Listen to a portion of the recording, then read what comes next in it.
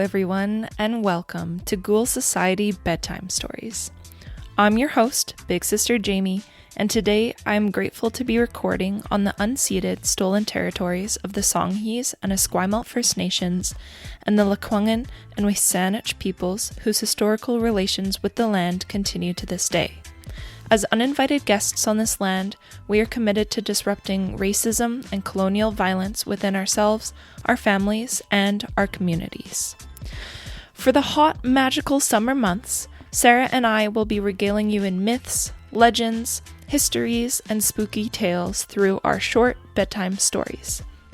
By listening to this podcast, you've officially been inducted into the Ghoul Society.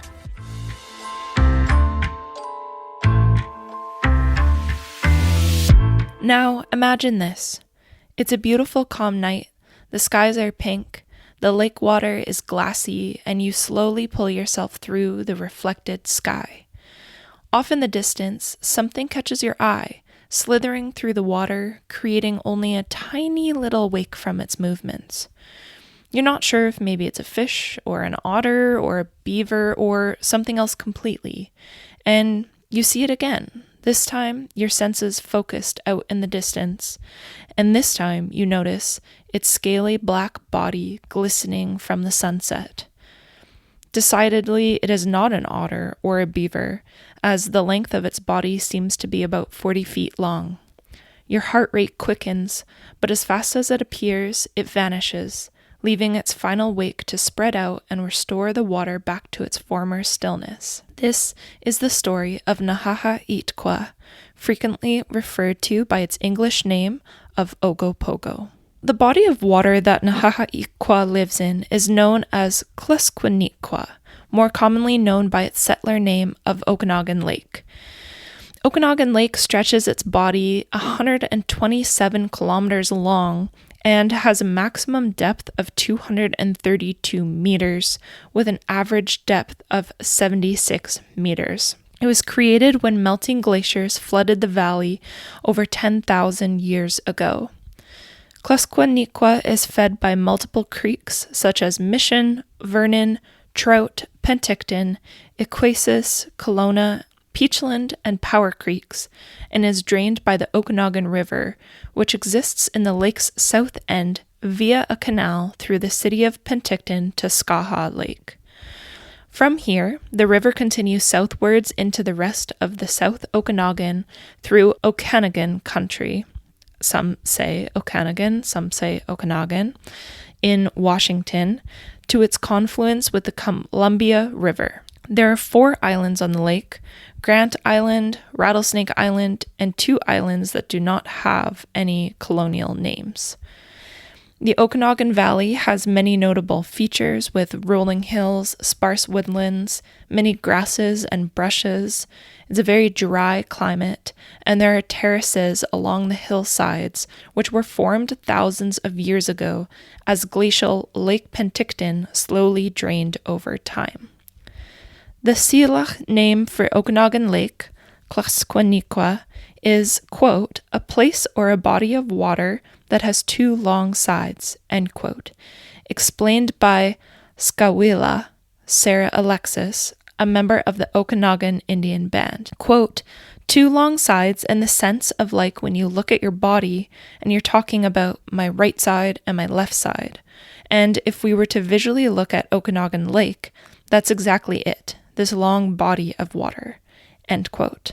Skawila shares that the tie-in to human anatomy in aitkʷ is important to recognize and is common within other place names as well, since, quote, we are based off of the land, and so, of course, words that are associated with our body, our physical body, are also reflected out there on the land, on the Timhola, in the natural world, end quote.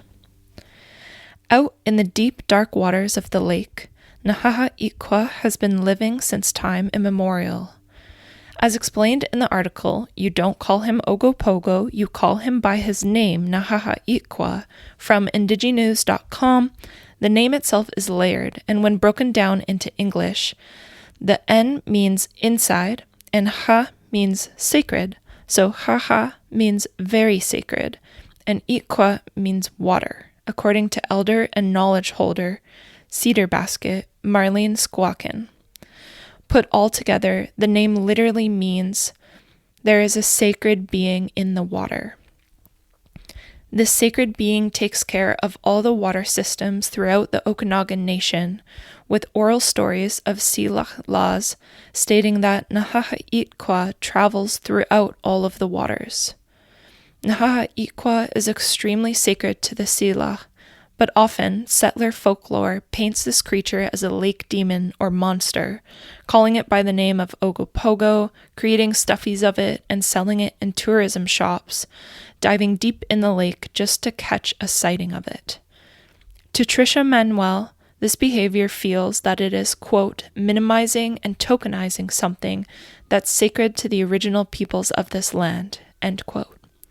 Tricia's work within her community centers around teaching important ceremonies to youth who are going through rites of passage and sharing that these ceremonies that care for the land are vital to the continued existence of the people. When they're at the water, they pray for aitkʷ, asking him to keep the water clean and clear and protect the people. When you see aitkʷ, it is a sign of good luck, and Tricia states, you're supposed to acknowledge aitkʷ and ask him for what you want and tell him thank you for being here. While aitkʷ has been recognized, seen, and honored by the Syilx peoples since time immemorial, white settlers who arrived to the area over time started claiming to have spotted him. The first spotting by a white settler was in 1872 by Susan Allison, who is thought to be the first non-native person to live in the region and who allegedly established relations with the Syilx peoples. Susan described seeing a snake-like creature in the lake near her home on Sunnyside Ranch. 50 years later, in 1926, around 30 people who were enjoying their time at a beach in the Mission area of the Okanagan reported seeing, quote, ogopogo. A couple years before this, the colonial name of ogopogo was created, quote, on a night in 1924 when the strains of an English music hall song were first heard in the city of Vernon, BC, end quote. The lines of the song are as follows. His mother was an earwig, his father was a whale, a little bit of head, and hardly any tail, and ogopogo was his name, end quote. A couple of decades later, in 1947, a handful of boaters all claimed to see the same creature at the same time. One of the witnesses, a Mr. Cray, gave a detailed description. Quote, it had a long, sinuous body, 30 feet in length, consisting of about 5 undulations, apparently separated from each other by about a 2-foot space, in which that part of the undulations would have been underwater. There appeared to be a forked tail of which only one half came above the water. From time to time, the whole thing submerged and came up again. End quote. Then, about 12 years later, Mr. and Mrs. Miller and Mr. and Mrs. Martin reported seeing a tremendous creature with a snake-like head and a blunt nose swimming some 250 feet behind their motorboat. The group watched the unknown animal for over 3 minutes, after which it submerged again. Sightings appeared again in 1964, 1976, 1978, 79, and 81. Since then, hundreds of sightings of aitkʷ have been recorded, with groups of people who have made it their sole hobby to find this beautiful and important creature, and I can only hope that this is being done in good faith. Many non-believers have challenged the stories, photos, and video evidence, claiming what they are seeing is probably otters or floating logs or sturgeons, as stories have been passed down by divers who were working on the first floating bridge in 1958. They were immensely scared when they watched 30-foot sturgeon pass overhead of them as they worked. It's hard to know if there are still 30-foot sturgeon in the bottom of this lake, but there are many, many fish and other lake animals. So whether you believe the stories and traditional knowledge passed down about aitkʷ, or you side with those who claim the sightings are those lake animals, aitkʷ is an extremely important figure for the Syilx people. aitkʷ keeps the waters clean and safe, protecting the spaces that we rely on most. So, if you find yourself swimming in aitkʷ this summer and happen to catch a glimpse of aitkʷ, take it as a sign of blessing that you will be safe in its waters. Thanks so much for listening, everybody. If you have any questions, comments, concerns, or critiques, you know where to find us. You can email us. You can find us on Instagram, on TikTok, and on YouTube. I will put all of those links in the episode description, and if not, they should be in the little information description for our podcast.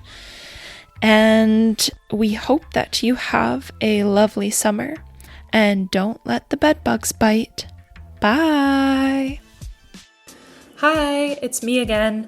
If you would like to read more about aitkʷ and the ceremonies and the traditions that are held by the Syilx peoples and the elders and knowledge keepers of the Okanagan Indian Band, please look at the Indigene News articles that I've linked in the episode's descriptions, and from there you can find out a bunch more information as well.